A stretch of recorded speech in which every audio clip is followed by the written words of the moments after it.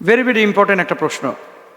এই যে এই গ্রামে আপনারা যাওয়া শুরু করেছেন অনেকেই, আমার ভাইয়েরা বোনেরা যারা যাচ্ছেন, আল্লাহ সবাইকে নিরাপদে পৌঁছে দেন।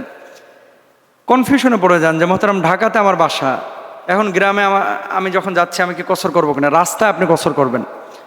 মূলনীতিটা হলো, যে জায়গায় আপনার বাবার ভিটা আছে, যেখানে আপনার জমি জায়গা আছে, যেখানে আপনার সম্পদ আছে, ওই জায়গাটায় আপনি যদি ভ্রমণ করেন বা সফর করেন, সেখানে আপনি ওই কসর করতে পারবেন না, নামাজ সংক্ষিপ্ত করতে পারবেন না।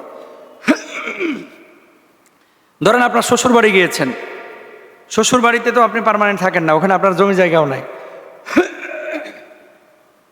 তাহলে ওই জায়গাটা আপনি কসর করতে পারবেন। রাস্তায় যখন যাচ্ছেন, ট্রেনে, বাসে, বিমানে, এয়ারপোর্টে, আপনি কিন্তু কসর করতে পারবেন। এমন হানাফি মাযহাবের রায়, ধরেন আপনি একটা জায়গায় গিয়েছেন, আপনার খালার বাড়ি সিলেট, বেড়াতে গিয়েছেন 14 দিনের জন্য, 13 দিনের জন্য, আপনি পুরো 14 দিন কসর করতে পারবেন, কোনো সমস্যা নাই। সৌদি আরব বা চীনে গিয়েছেন আপনি 20 দিনের, 13 দিনের জন্য পুরো কসর করতে পারবেন। কিন্তু 20 দিনের জন্য যদি হয়, তাহলে ওলামা ইকরাম বলছেন না, তাহলে কসর করবেন না, তাহলে আপনি পুরো নামাজ পড়বেন। এখন আপনারা যারা সফরে গ্রামে যাচ্ছেন, দেখেন যে আপনার ওখানে ভিটা আছে কিনা, আপনার বাপের সম্পদ বা আপনার কোনো সম্পদ আছে কিনা। যদি থাকে, পরিপূর্ণ নামাজ বাড়িতে পৌঁছানোর পর পড়বেন। আর যদি না থাকে, যে আপনি যাচ্ছেন এখন নিজে আপনি মুসাফির হয়ে গেছেন, মানে না বাড়ি ঘর আছে, না ঘর দুয়ার আছে, ভাইয়ের একটা বাড়ি আছে, ওখানে যায় আমি কোনো মতে থাকি, আপনি কসর করতে পারবেন, বুঝছেন। শ্বশুর বাড়ি গিয়ে আপনি কসর করতে পারবেন। এখন বউদেরকে কেন কসর করতে না করা হয়? কারণ ওই তার জামাইয়ের ওখানে যদি জমি থাকে, তার মানে ওই জামাইয়ের কারণে স্ত্রীরও কিন্তু এখানে কি আছে, একটা আবাস আছে। এই হুকুমে কসর করতে না করা হয়। এরপর আসেন, রাস্তার মধ্যে বাসে যাচ্ছেন, বাস দাঁড়াইল না নামাজের সময়, আপনি সিটের মধ্যে বসে নামাজ আদায় করতে পারবেন। জমা করার বিষয়ে যদিও হানাফি মাযহাব না করেছেন, অন্যান্য মাযহাবে এটা জায়েজ আছে। জোহরের আগে আপনি গাড়িতে উঠতেছেন, জোহর আসর আপনি একসাথে পড়তে পারেন। মাগরিবের আগে উঠতেছেন, মাগরিব এসে আপনি একসাথে করতে পারেন।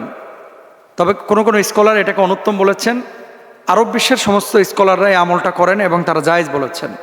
তো আপনি যখন নামাজে উঠতেছেন, গাড়িতে উঠতেছেন, দেখতেছেন যে পরিমাণ গ্যাদারিং, ব্যাগ রাখার জায়গা নাই, দাঁড়ানোর জায়গা নাই, নিঃশ্বাস ফেলার জায়গা হচ্ছে না, সেখানে গাড়ি দাঁড় করায় নামাজের জন্য যায় বিরতি দিবে, এরকম সুযোগ না থাকলে আপনি মানে ওঠার আগে আদায় করে নেন, জমা করতে পারেন ইনশাআল্লাহ।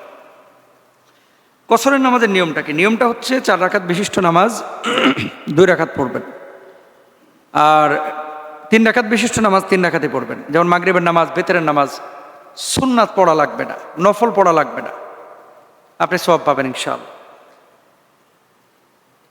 তারপরে কসরের এই যে আপনি ইমাম সাহেব এলাকার, এখন আপনি মুসাফির, ধরেন এলাকার মসজিদে গিয়েছেন, ইমাম তো মুকিম, 4 রাকাত তিনি নামাজ পড়াচ্ছেন, আপনি কি করবেন? 2 রাকাত পড়ে সালাম ফিরাবেন না, ইমামের পেছনে যখন পড়বেন আপনি পুরোটাই পড়বেন। অনেকে বলে হুজুর কসরের নামাজের আলাদা কোনো দোয়া আছে কিনা? না, কসরের নামাজের আলাদা কোনো দোয়া নাই। আপনি নামাজ কসর করছেন, এটা আল্লাহ তাআলা দেখেছেন। তারপর আসেন, স্থানীয় গ্রাম্য ইমামের পেছনে নামাজ পড়লে পুরোটাই পড়বেন। আর মুসাফির ইমাম যদি হয়ে থাকে, আর আপনি যদি মুকিম হয়ে থাকেন, ধরেন ইমাম 2 রাকাত এর পরে সালাম ফিরিয়ে দিল, অনেক সময় এটা হয়, হাইওয়েতে নামাজ আদায় করছেন, দেখলেন ইমাম দাঁড়ানো, আপনি পিছনে দাঁড়াইছেন, ইমাম 2 রাকাতের পরে সালাম ফিরিয়ে দিচ্ছে, এখন আপনি হাবার মতো তাকিয়ে রয়েছেন, কি করবেন? হা করে তাকিয়ে রয়েছেন। এই মাসালা তো আপনাকে জানতে হবে, ইমাম সাহেবকে জিজ্ঞেস করতে হবে, মাইন্ড করেন না। আপনার মাসালা হচ্ছে ইমাম সাহেবের সালাম ফেরানোর পর আপনি দাঁড়ায় যাবেন, বাকি 2 রাকাত আপনি পূর্ণ করবেন, এটা মাসালা।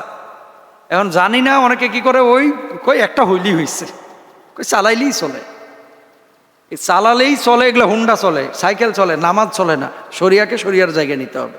আল্লাহ বুঝদান করুক, আমিন।